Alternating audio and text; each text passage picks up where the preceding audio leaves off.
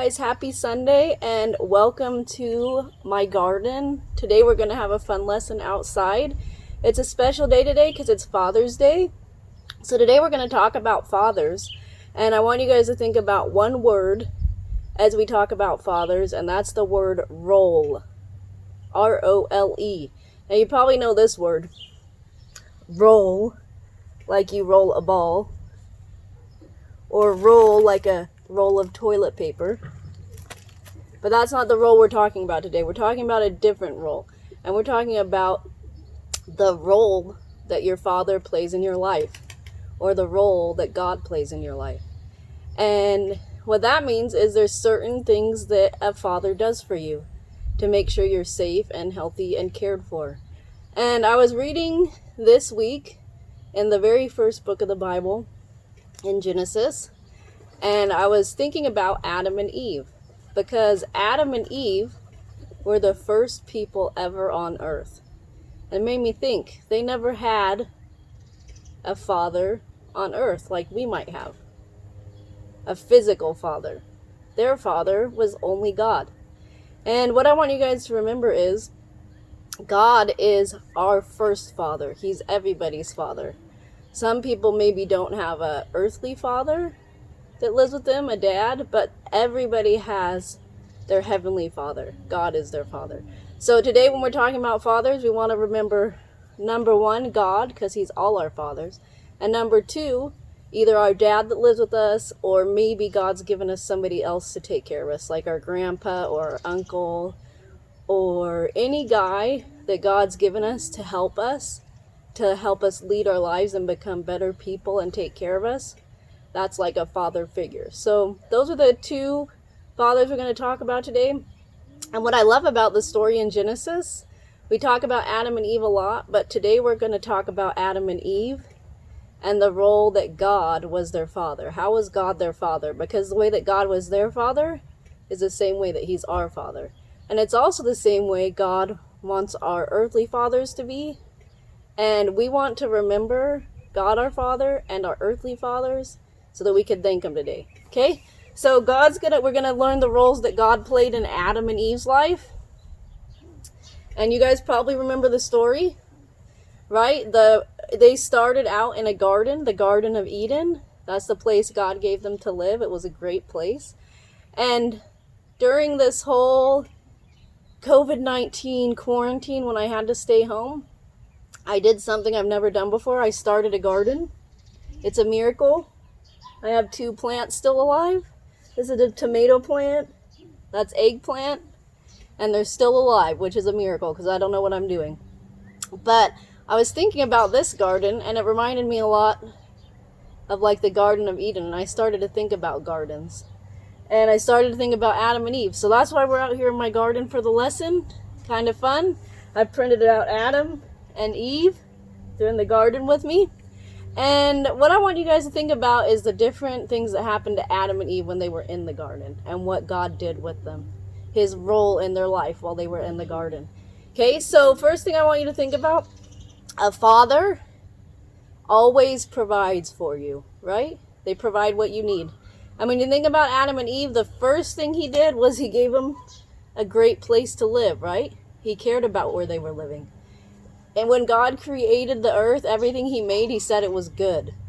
He said he created the sun and it was good. Every day he said it was good. Day 1 finished, it was good. Day 2 finished, it was good. And then he put Adam and Eve in that good garden. And in that good garden, he said, I'm going to give you plants for food. There's going to be plants with seed-bearing fruit, and that's what you're going to eat. Right? My tomato plant's going to start to grow fruit. I got an eggplant that's going to grow food. And God put plants in the garden for Adam and Eve to eat. He wanted them to eat good food. He wanted them to live in a good place. And when we think about God, he always provides what we need. He's a great father that way. And when we think about our fathers on earth, they always work hard to provide everything we need. So the first thing we want to thank God and our dad here on earth for is for providing for us. Okay, the second thing I was thinking about with Adam and Eve when they were in the garden was God chose to teach them some things in the garden. He instructed them. He wanted them to know what was right and wrong. And the thing he told them was you could eat any plant in the garden except for one. Let's pretend this is it. He said you can't eat from this tree, the tree of knowledge and good of evil, anything but that. You know why? Because God knew if they ate from that, their lives would get worse. He wanted to protect them. He wanted to make sure they were doing the right thing so that they would be safe and have a good life. And when we think about God, he's always doing that. He wants to teach us what's right. He doesn't want us to do wrong. And our earthly fathers do the same thing. They're always teaching us what's right. And sometimes we don't like that. We don't like what's right. But somebody, a dad that loves you and a God that loves you, isn't going to want you to do bad things. So that's what another role a father has. So today we want to thank our fathers for teaching us right from wrong, instructing us, making sure we're living the right way. And that is another thing God our Father does and our earthly father does. Okay, so the first thing, provides for us. Second thing, he teaches us, he instructs us, he makes sure we do the right thing. And the last thing that I got from this story too is, remember, did Adam and Eve do the right thing? Nope. What did they do? They listened to Satan and they ate the fruit off of the tree they weren't supposed to eat. And sometimes we do that, right?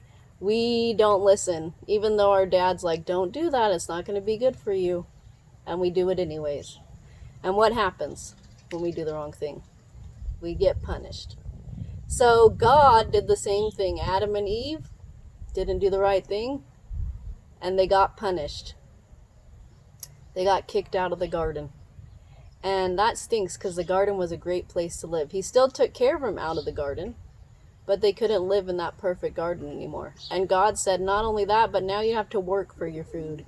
When you were in here, I just gave you it. It was growing. You didn't have to work for it. Now you're out of the garden and you're going to have to work really hard for your food. And that was their punishment. There are a few other punishments. But there's a reason God does that. And our fathers on earth do that too. And the reason is, if we never got corrected, if we never got punished, we'd probably keep doing the wrong things. And a father who loves you, just like God, is going to correct you so that you get back on the right path, so that you live the right way and do the right things so you can have a good life. So God, our Father, does that, and our fathers on earth do that, and we don't usually like it. But the great thing about a God that's our Father and about our fathers on earth is they care enough about us and love us enough to do things that maybe we don't like, to make sure that we get older like me, that we're doing the right things. So the role a dad has is hard, because sometimes you guys as kids don't really like what they do. Maybe you don't like the food that they put on your plate. You don't want to eat your broccoli, but he's providing it for you because it's good for you. Maybe you don't like the rules that he gives you because it's not fun, but he knows it's the right thing for you. And maybe you really don't like it when he punishes you, but it's the best thing for you, because if he didn't, you'd keep doing the wrong things. And God was a great father to Adam and Eve, and he's the perfect example to our dads how to be a great father. So I love the story in Genesis because it really reminded me what a great father is like. And God is the best father, never messes up. And he gives us great fathers here on earth to lead us and teach us and help us grow to be great people too, and to love God. So today we want to thank God first and foremost for being the best dad. And we want to thank our fathers on earth that God's given us for being good role models. And to help us do that, I don't have a craft today, but I thought something fun. Sometimes you don't need to give them something. Sometimes you could just tell them. So this I want to do to your dad. Do something funny. Find something that rolls or that reminds you of the word roll, because remember, it's all about the role that a dad plays in your life.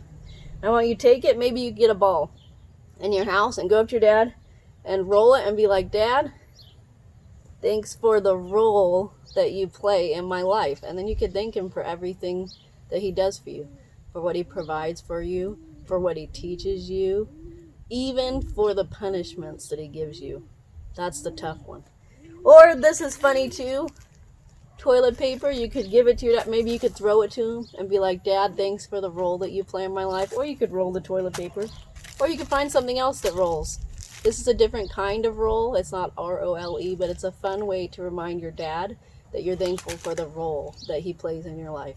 And don't forget to go thank God too, the best father, for everything he's done for you. Okay? So as you celebrate Father's Day, think about what your dads do for you, how they provide for you, how they teach you the right thing, and how they correct you when you mess up, and just thank them for that and thank God for it. Okay, I hope you guys have a wonderful Father's Day today, and I'll see you on Tuesday.